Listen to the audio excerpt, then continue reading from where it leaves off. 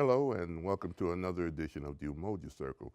My name is Keith Smokey Johnson, and for those of you who are new to the show, the Umoja Circle is an African-centered talk show where I try to correct errors where errors are found, and also I try to introduce facts where I find that so many people are working on fiction when it comes to people of African descent.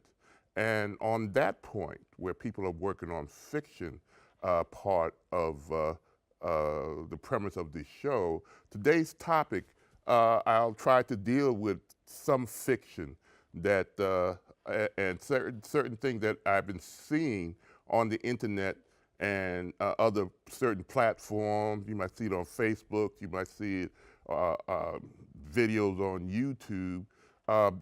One of the things I find that the internet is a vast area of information.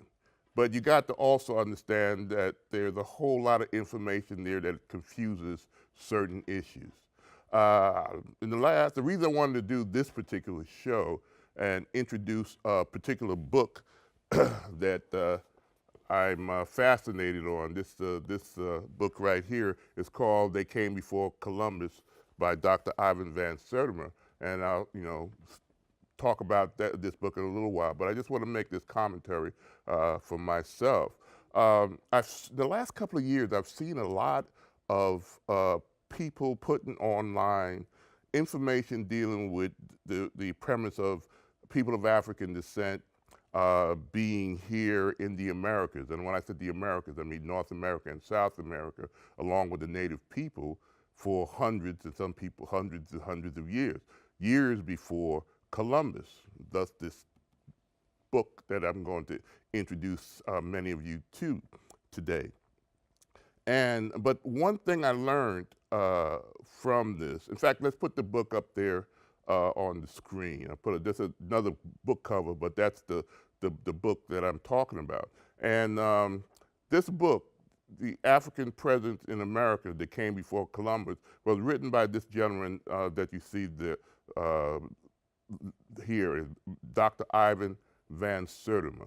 Now, he was one of the people that I admired. He's one of the geniuses that helped me understand how I should deal with the type of information that, how do you weed through all the plethora of nonsensical information, even though the people putting this information have the best intent, but in their historical way of putting that information out there causes more problems than helping certain theses, especially the thesis that there have been black people here in America long before we arrived the second time, or one of the later time in 1619 under certain conditions that did not benefit us as people of African descent. When we were part of the world historical population, when we were dominant in coming from the continent of Africa thousands of years ago, has been for the last 150 years, since the middle 1800s at least, and beyond, there have been evidence that validates the premise that people or Africans did have contact with ancient American civilization, especially one civilization called the Olmec, and I'll go on to that. But Dr. Van Sertima showed me in his thesis, first of all, let me tell you who Dr. Van Sertima was. He died in 2019. He was born in 1935 in then Dutch Guiana in South America. He was educated in London, great scholar. In fact, he was such a great scholar in the world, this black man, that he was honored by, he's a critic, and he was a linguist. He was also a historian in Egypt. He specialized in pre-Columbian history. He's an anthropologist. he's just a great man. And he was also so brilliant that he's constantly asked to um, critique other people's writings, other scientists' writings. In fact, he was honored by the Swedish government to tell you how brilliant this man was by the Nobel Committee, the Swedish Nobel Committee. They had him for 5 years to go out and find nominees for the Nobel Peace Prize in literature. Okay, so his literary critique of other people's books and other people's writings was so impressive that the Nobel Prize Committee asked him, honored him to not only to find those who are worth getting the Nobel Prize in literature. So he's not only asked by many colleges to speak, he's an associate professor there at Rutgers University. But the sad thing is, this great African scholar, or African American scholar, is pretty well unknown by many of us. And many of us don't, I don't think how many people know about that book that came before Columbus, that is part of one of the great treasures that he gave us in 1976 when that book came out by this great man, Dr. Ivan Van Sertima. I've learned from him. I've studied him. In fact, one good thing about using platforms like YouTube, many of his lectures are still on there. And you can go at this moment and look him up and listen to what he had to say about many different topics. But one of his most famous gifts to the discussion of people of African descent, to show that they just didn't come on this continent in 1619. Their connection to the Americas, meticulously done in that book, shows that there was connection going back to something like 600 or 700 BCE or BC, before Christ. Okay, there was contact, and the evidence is there. And in that book, the base that came before Columbus, there is all his meticulous findings, some pictures too. He was not the only one. Let me first say, he was not the only one that says there were black people in the Americas. Let me give you. I got a map you could put up. We put up there to show you this the America that he's talking about. That's the Olmec civilization, and this civilization, as you can see here, in one of the great heads, is believed to have been centered around the southern Gulf coast of the area we call Mexico today, in the states of now today called Veracruz and Tabasco, and then further southeast than the heart of the, more southeast than even the Aztec civilization. They were around before the Mayan civilization. We're talking about 1200 BC, and then they started to decline around 400 BCE, okay? And black people, it has now been shown, I'll go back to that, one of those heads in a few minutes, because they're associated with the Olmec, and I'll talk about how they are, goes back to that back there. Our connection to the Americas go back there. And how many of you even heard such like that? You've heard people put on again on things like Facebook and Twitter. You'll see some black people or some people just write that there was blacks in America. But what documents did they put with that? That's what I mean. You might have the right intent, but if you don't understand and understand that the information for the last 100 years at least has been out there, okay, that shows there. I want to show some books, other books that was written by this great man, Dr. Ivan Van Sertima. He talked about the golden age of the Moors, okay? you know, and the African presence in early Europe. Uh, he did a book on great black leaders. He talks about his book on Egypt, and then some other things that he discovered. You know, in the 1998, he found more information from the 1976 book that he added on, and we'll talk about one of his greatest discoveries in that second book of Early America Revisited. So this man has the information out there. How many of you have ever read any one of those books? I've read at least 3 of them, okay? And he lectured all over the world putting this information out, but for some reason, with all the knowledge that's out there, we're still not even, it's not even known. With all the Black History Months we've had, how many people to this day, black people could say they didn't know the information that's in that came before Columbus or the early Americans Revisited? Why is it? And a lot of this, again, he's not the only one that said this.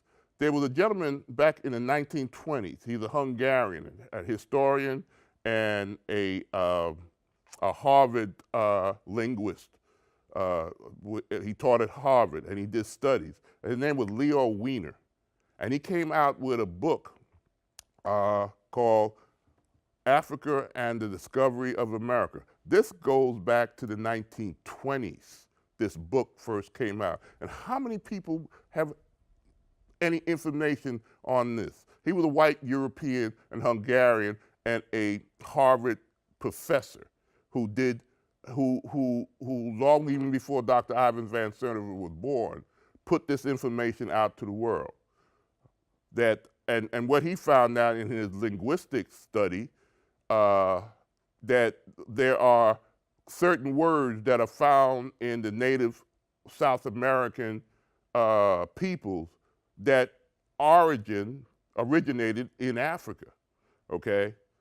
There are certain words that are not found in their lexicon, early lexicon, but at the time of the Olmec civilization and a little afterwards in the early ADs, you know, of the first couple of hundred years after Christ, these words were infiltrated into the lexicon of many native people. For example, like I said, not only did Dr. Van Sertima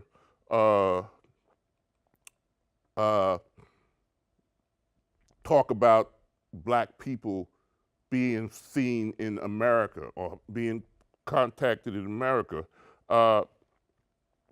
Again, let me put up another image here.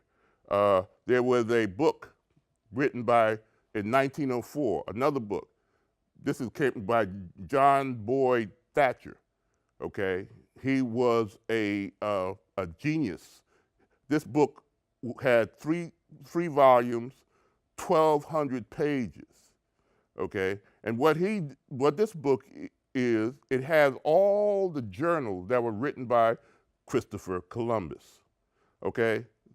And from all his 3 voyages.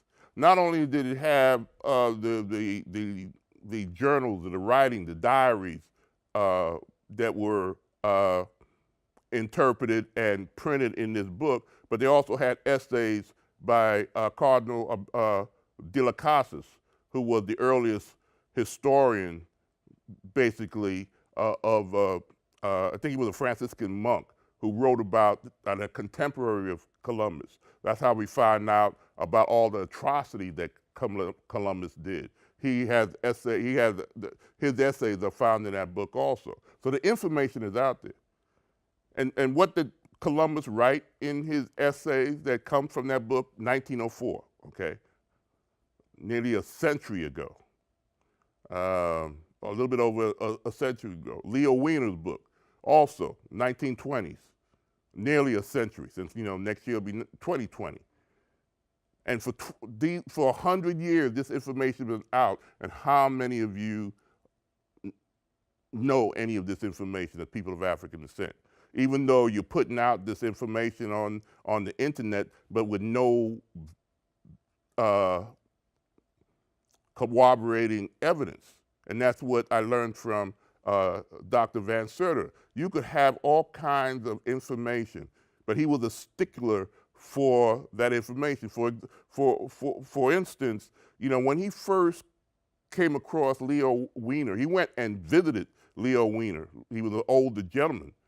But when he first read that book, being the stickler that he is, because he couldn't believe what he read in Leo Weiner's book that was written in the 1920s, and all his assumptions of black people being in pre-Columbian America, because at the time, nobody wanted to hear that in the 1920s, in the 1930s, or the 1940s.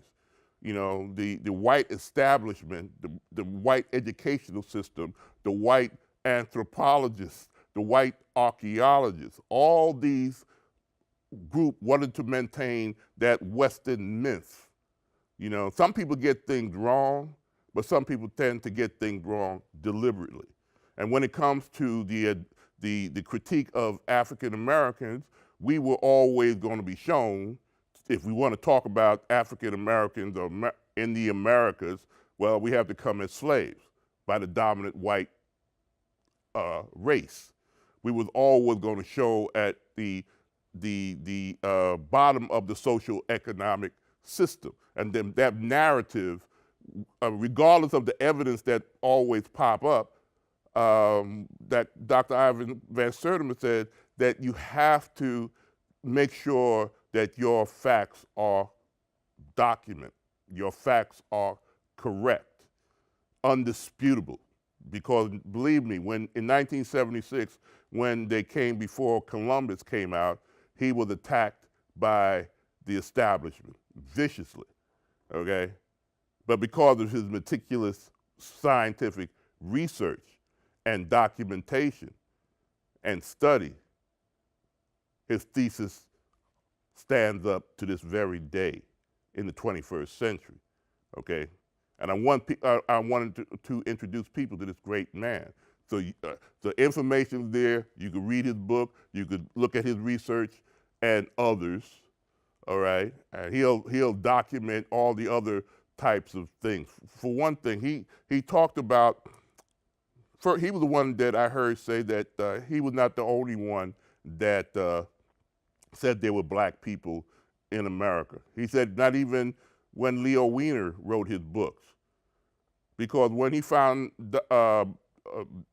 Thatcher's book, in 1904 book, and with all the inputs of Columbus in his journals, he found that Columbus himself documented information that said there were black people in the Americas during the time of going all the way back to the Olmec civilization. And like I said, the Olmec civilization, as you can see, was from 1200 BCE or BC to, it started its decline in 400 BCE. And not mean that it was out, it started declining, just like Egypt eventually started to decline when the Greeks and the Romans and the Assyrians and all these other people started, you know, coming in and taking over. In fact, the Egypt that you see today is nothing of the Egypt of the time of the pyramids. At the time of the pyramids, the people who built those things look like me. And that's another show, another story. But we got to understand that the reason I want to talk around the time of Columbus, Columbus, again, he mentioned the fact that when he was on Hispaniola, the native people on Hispaniola, I think it was in his second voyage when he was there in Hispaniola. We know Hispaniola as Haiti and the Dominican Republics today, those two countries. But that was called, at the time of Columbus, was known as Hispaniola. And the native people, before they were pretty much wiped out, after Columbus got through with them, told him that there were black people who came from the south and southeast with big ships and traded with them They had items, and these items were spears. Spears were spear tips, and they were golden spear tips with some gold alloy. Columbus was kind of skeptical, but he did one good thing. He sent, I think, with 2 or 3 samples of these spears to Spain, and the metallurgists there in Spain did an assay of what those spears were made of. Were they pure gold? Because they were always looking for El Dorado, wherever gold. You mentioned gold, and they perked up. And these spear tips, when they did an assay, they were surprised because they said the alloys were the same, the gold, the silver, the copper that made these that alloys that were found these spear tips were made of were the same percentage as what was being what metal was being used forged in then African Guinea at the time. They knew about the African Guinea at the time of that because that's when they were starting. Spain and Portuguese were going along into Africa and colonizing these areas, taking these areas over for the gold. So that was their goal, to look for wealth, okay, towards the west that they thought, that mysterious land that Columbus was telling first the Portuguese and then the Spanish. That's why they invested in his, at least the Spanish invested in his voyages, first voyages. So you have the oral traditions of the native people of Hispaniola. You have these spear tips that were found in the Americas that the native people said that they traded with black people that came from on ships. And then you also had another thing that people don't realize, that Columbus was married to a Portuguese wife. His wife was Portuguese, and she was one of the nobles of Portuguese aristocracy. And also his brother Bartholomew married a Portuguese woman.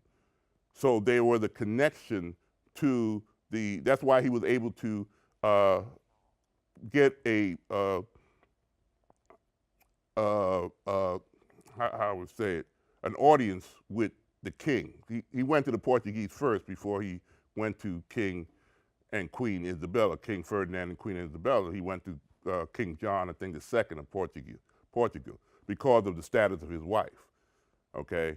And so, and also, when he brought up the idea of this voyage across this Western Ocean, the Portuguese, in their own right, had documented Africans saying, especially the Cape Verde Islands, okay, and who said that there were ships that many Africans went across the Western Ocean just from the Cape Verde Islands.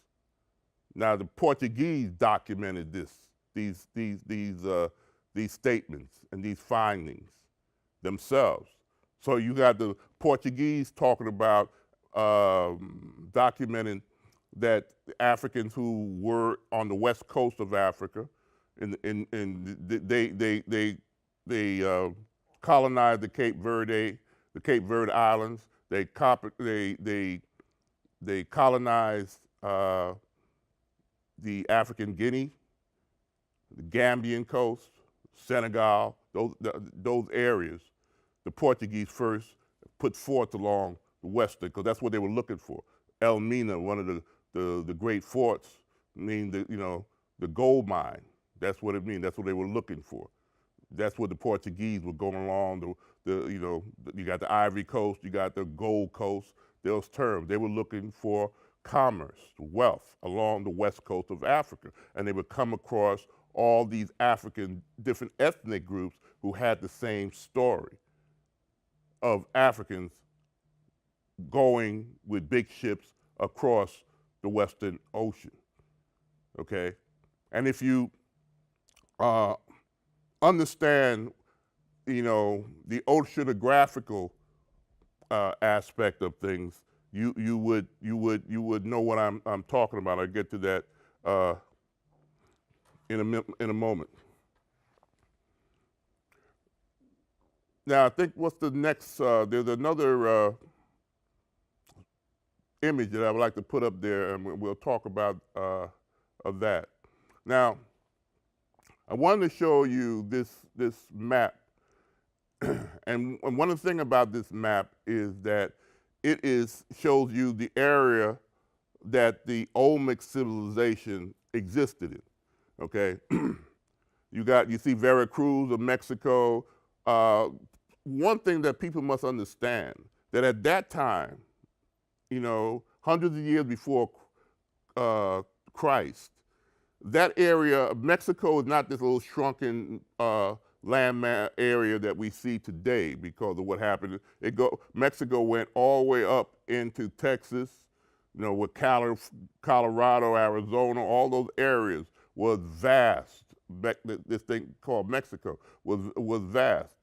Now you see Tres Zapotes, La Venta, San Lorenzo. All these were Olmec cities. Okay. Now Tres Zapotes has something that's very important. Okay, that's where the first Olmec head was found. Okay, now I'll start going into the Olmec heads on the second show. Okay, next show. I won't have time, but I just want to leave it at that spot right here, this map, and then we'll come back to it on the next show. But what I'm trying to say is that when we talk to Black Americans and we talk about the Americas, we always somehow conditioned to go to 1619. And if we had all this evidence, linguistic evidence, metallurgy, other types of evidence, documentation by the Portuguese, documentation by Christopher Columbus himself, Leo Wiener's book, Thatcher's book. Yet how come many of us still don't know this? You think it's a coincidence that this information is not so ingrained in us as people of African descent that we still have to deal with, a lot of false information today? So until next time, I have more. Peace, Hotep. Bye-bye.